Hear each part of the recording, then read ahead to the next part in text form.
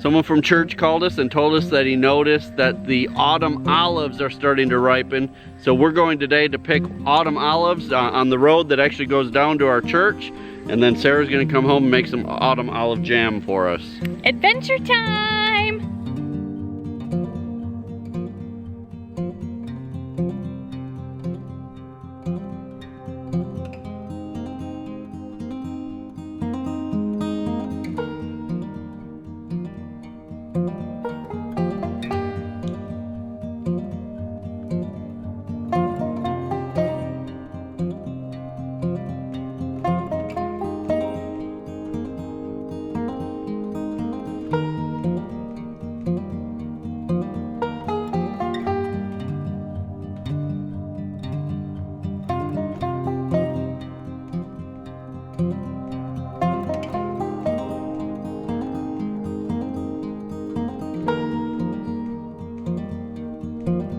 I discovered something pretty awesome about these autumn olive berries.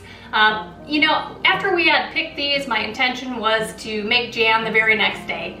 But things happened and then I ended up getting sick. So I put these in the refrigerator hoping for the best, knowing that if we had to go out and repick them all, we probably could. But these have been in the refrigerator for 5 days and they're perfect. So that is another win for the autumn olive berries.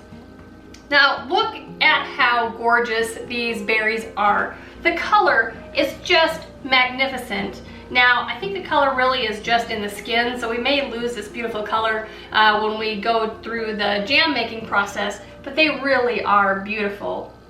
So like turning any other berry into jam, the first thing that we need to do is cook them down and make them kind of into a mush so we can separate out the skins and the seeds, and in this case some of the tiny little stems that remain on there. So the way we're going to do that is we're going to put them in a pot, a heavy bottomed pot on the stove. We're going to add just a couple of cups of water, not too much, otherwise it will dilute that wonderful flavor, just enough to keep them from sticking to the bottom of the pan. We'll bring them up to a slow boil and we'll mash them to release the juices from inside. One thing I didn't mention is that before I started this process, I washed these berries twice in a sink of cold water.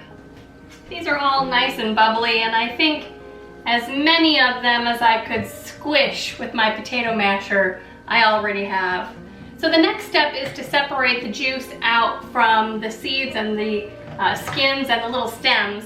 And I'm going to do that just by pressing it through a strainer. Now I'm sure there are other things that could work as well. You could use a food mill and any of the other gadgets that have come out that will help with this process.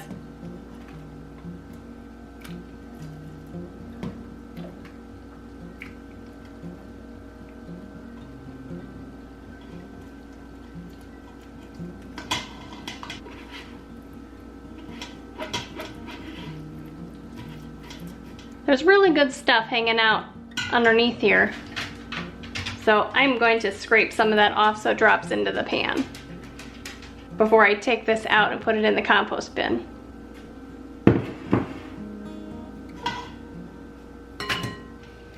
I don't know what it is about foraging for wild edibles that makes me so happy. I don't know, but I really love it. I just love being in nature. I love gardening, you all know that. I love my animals and that, but there's just something about discovering what occurs naturally, what is wild. I guess in this case, these aren't natural because they're invasive and they were an introduced species into this country. But gosh, it's just so much fun. It's very rewarding. I got all these for free and I'm turning them into something very usable for our family. In this video, I didn't go into any detail at all about how to identify autumn olives. Everybody needs to be responsible in their foraging and to learn how to identify things that are edible versus those that look similar that are not edible, and do your part to make a wise choice for you and your family. I've pressed it all through and so far it is still a gorgeous color. So the next thing I'm going to do is I need to measure out some of the pulp and put it into my pot. Today I'm going to use a low sugar pectin so that I can retain some of the sourness that these berries have. And I've never done one of those recipes for a video for you guys, so this will be new for you also. So what I need to do is measure out 5 cups of this pulp and put it into the pot that I'll be using. This recipe I'm following calls for 3.5 cups of sugar. Now on our homestead we use cane sugar, and you need to look for that specifically if that's what you're wanting to do also. Standard sugar that isn't labeled cane sugar is sugar beet sugar, which now in the United States is a GMO product. So we go with cane sugar only. So 3.5 cups of sugar. Because we're using low pectin sugar and I'm using Sure-Jell, we need to mix the pectin with 1/4 cup of the sugar before we mix it in with the fruit pulp.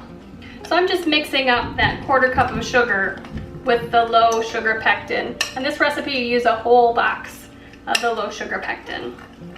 Okay, pour that in and mix it up. Now it's also important to have all of the rest of your sugar pre-measured out.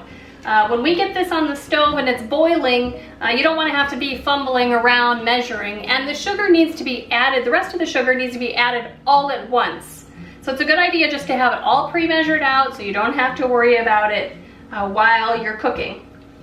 Okay, let's get this on the stove and start boiling. It needs to come to a full rolling boil that you can't stir down. Now before you start all this, make sure you have everything else ready. Your jars, lids, everything that you're gonna need to can needs to be ready now, because once you put that onto the stove and it's cooking, you need to be there the entire time, and you're not gonna have time when you're done to get all of those things ready. So stop what you're doing and get all those things ready now. I've turned on the heat and I'm letting the puree with the pectin come to a boil. During this part of the process, and once we put the sugar in, don't go anywhere. Just stand here and stir this. This right here is at a rolling boil. When you stir it, you can't make the bubbles go away. So we're gonna add the sugar all at once and stir that in. We're gonna keep stirring continuously until it gets to a rolling boil with the sugar in it, and then we'll set a timer for 1 minute. It's almost there. Okay, I'm gonna count that. This is where we're gonna start. Now, just like cornstarch needs a certain amount of time boiling in order for all the cornstarch to thicken properly, so does pectin. That's why we're doing this for 1 minute. And see how much higher that the sugar liquid has risen in the pot than when we first started? That's why you need a bigger pot.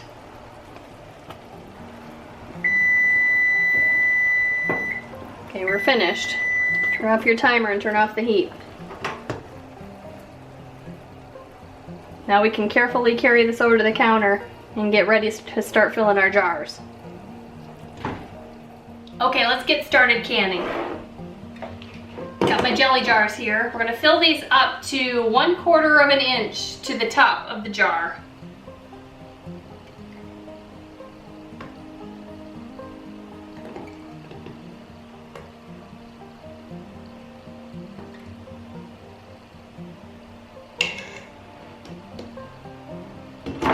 We're gonna take our tool here, a measuring tool actually, and also use it to stir it around to make sure there are no bubbles down in there. Turn it around and measure to make sure we're at 1/4 of an inch, and we are. So we'll take your little rag. I have it moistened, and we're gonna wipe off the rim and put on our lid and a ring. We're gonna screw it on finger tight and put that into our canning pot.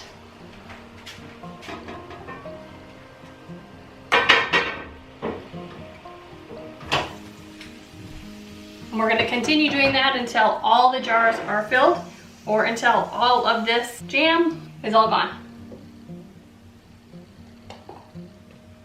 This recipe made just shy of 7 half pints or jelly jars of jam. So it's time to process them now. I've made sure that there's at least 1 inch of water above these jars. I've added a tiny bit of vinegar in order to keep the glass on the jars clean.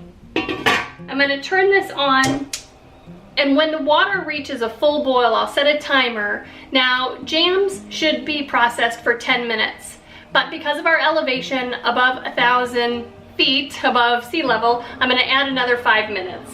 So I'm going to be processing for 15 minutes. When my timer goes off, I'll turn off the heat, remove the lid, and let it stay in there for another 5 minutes before taking them out of the water. Now, I've never made this autumn olive jam before. This is the first time that we've actually collected autumn olives, and I just tasted it. And it is so good. It is nice and tart. The color is beautiful. Online, one of the recipes that I saw, actually, the color of the jam was a lot more clear. But I think because I made sure to include as much of the pulp as I could, it stayed a really beautiful color. We'll see what happens after it processes, if that separates at all. But the flavor of this is wonderful.